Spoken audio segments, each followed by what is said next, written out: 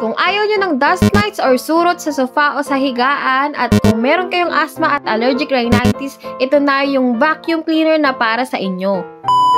Kakabili ko lang ng vacuum nakaraan pero natutunan kong dapat iba yung vacuum natin sa floor at yung vacuum natin sa bed. Bilang ayaw na ayaw ko ang alikabok dahil nga sa may asthma ang kids at allergic rhinitis si Mister, bumili kami nitong Derma Dust Mite Vacuum Cleaner. Pwede nyo nga itong gamitin sa higaan, sa sofa, sa blankets at sa mga stuffed toy ng inyong mga kids.